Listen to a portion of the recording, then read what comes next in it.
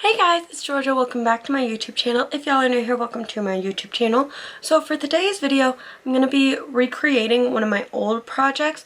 A couple weeks ago, I made a Michael Scott themed Squishmallow, but it didn't come out exactly how I wanted. So I'm just going to be redoing that process. I'm using the same exact design, but I'm just going to be fixing it so it looks a lot more like a Squishmallow at the end, and I'm much happier with how this one came out as opposed to the first one. But yeah, I hope you guys like it, and if you do, please let me know, and I will make sure to make more custom Squishmallows of other characters, celebrities, whatever you guys would want. So comment below if you have any ideas. But yeah, let's get into it.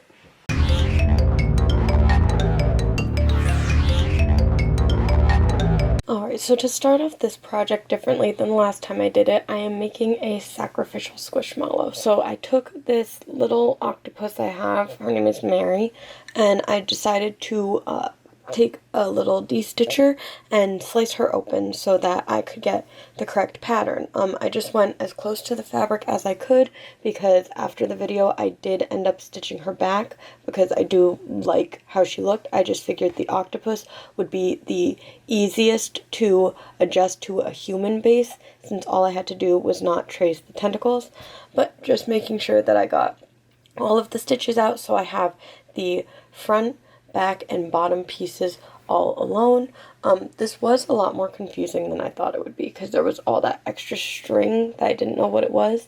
But after I had the pieces apart, I ended up cutting where the dimensions lay so that I had flat pieces. So that was the front, and then the back had the same thing. It had 3 on the bottom, the front only had 1, and just the one long big one on the top of the head.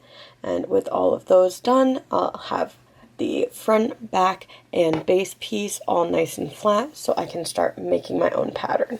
I'm using one of my old backgrounds from an older video I did. This is what I use when I use my small desk. I just put it on so I have a nice clean backdrop each time.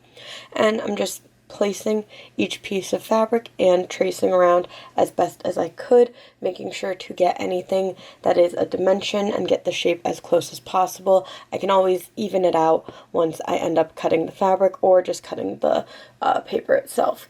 But just making sure that they're as flat as possible, which was a little difficult because it had been curved from where they were sewn together. But I think I got a pretty good job of what it was supposed to be. And then just going in, cutting the base off, cutting all of the front parts and all of the back parts, making sure to get into all of those little crevices that give it the dimension. And with that done, I can start working on the details. So I need to make sure that the eyes and mouth were in the same place because they're all in the same place on normal Squishmallow, so I just traced that over. And like I said earlier, I am using my same design that I made, so I'm just sort of transferring that from my sketchbook onto the actual pattern. This is not how it ended up looking exactly, but it still does look much better than the first one I tried. Making sure that I line up all of the backs so that I have a nice front back that will meet, and cutting out all the fabric. So once again, I'm going through with a dark blue fabric for the base, just because it's a suit. I'm just doing his torso and face for this part. I'm no longer doing a full suit and doing the pants, so just cutting out the base for the suit and tie part. Once I had that to shape, I could cut out all the little details, which was a little bit hard to do on camera because they needed to be so precise. But once I did that, I was able to piece it all together to make sure it looked how I wanted it to. Doing the same thing with the head, just sort of cutting around the pattern and around my design. And the back was fairly easy because it's just just 3 strips of fabric for the head, the hair, and the body. With that all set, I can start sewing.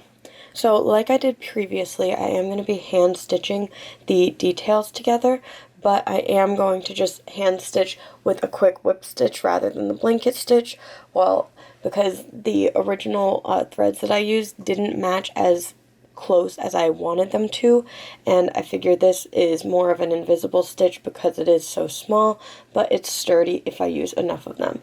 So just doing the tie onto the undershirt and the front of the suit, and just sewing that white part around the edge too.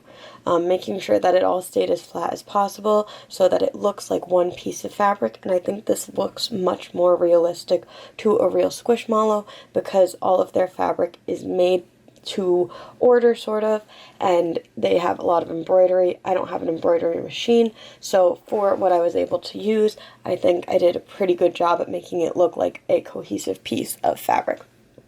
But once I got all of those little details done, I just ended up doing the bottom part of the tie since I originally started sewing that just to the undershirt.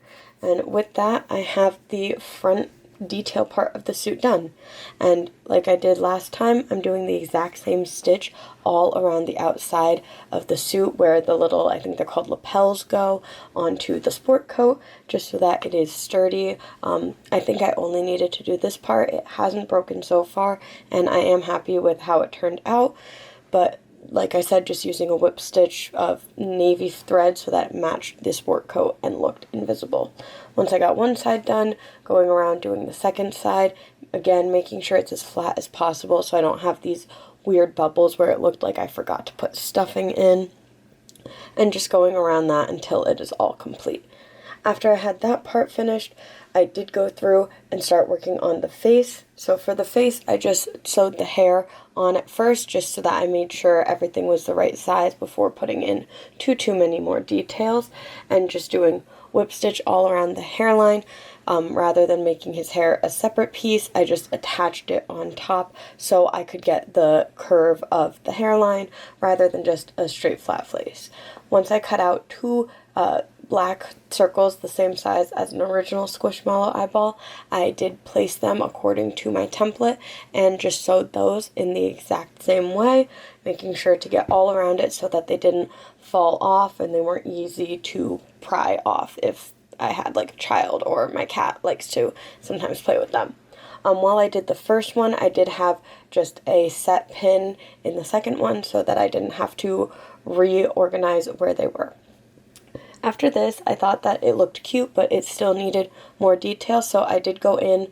This part I kept the exact same, just stitching the mouth with a slightly different color of peach thread so that it looks like he has a mouth but isn't wearing a whole bunch of lipstick. If this was a girl, I probably would have put lipstick on it. But with the mouth done, I did the same thing as last time, did the exact same process over the eyes to make little eyebrows so that it looks more realistic. And now that those are all set, I can finally start piecing him together. So I'm going in and I am going to pin them all together first just so that everything stays in place while I sew it. So just pinning the suit jacket part to the base of the neck, and I brought out my sewing machine again and just sewing through. As I go through, just making sure to pull out each pin so that it doesn't break the machine and so that nothing gets stuck in the actual stuffed animal, because I don't want to be hugging a stuffed animal and then get stabbed with a needle, if that makes sense. But so just making sure I pull them out as I go. I make sure to put the little head of the pin closer to me so I can just pull it as I go. And now that we have the front done, I can start working on the back. I did the back the exact same way as the front, but like I said, this one didn't have much detail on the back, so just sewing all of the pieces together, I pinned the neck to the back of the sport coat, and then after that part was done, I pinned the hairline to the back of the neck as well to sew that together. Back was much easier since it was just 3 straight lines. But with all of those set, I'm going to start putting him together. To do this, I'm going to start by adding the dimensions. So all those little seams that I ripped earlier, they're all about 1 inch big. So there's 1 in his legs in the front and 1 right down his forehead, 1 down the back of his head, and there's 3 in the back to give it that round dimension and not just a circular pillow. And with that, it looks a lot more like a Squishmallow, and I got really excited at this point. But now I can finally do my last few steps, pinning the 2 sides together.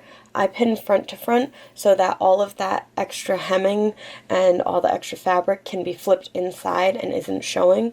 So just making sure that I lined up the neck pieces and the hair pieces as good as I could.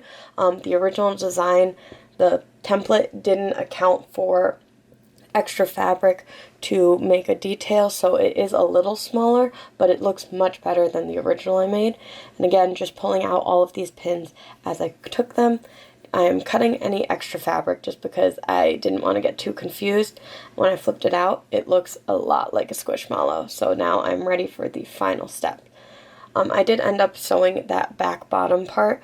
I originally was going to keep that open to hold it in place, but I didn't do that. So once I put all of the base down, pinned it together, I just made sure that the last pin on this I did not sew, so that I had a hole to pull all of the other fabric out of so it could be the right way, and so I could have a hole to put all of the stuffing in so that it could be a Squishmallow and not just a pillowcase. With that part done, I'm just flipping it inside out through that little like 1-inch hole, which was a little tight, but it worked perfectly fine. And here I have my Squishmallow, but all I need to do is add stuffing. So I just added as much stuffing as I felt was necessary until I got the right shape and texture that I wanted. And once I had that, I did go in with a quick invisible stitch.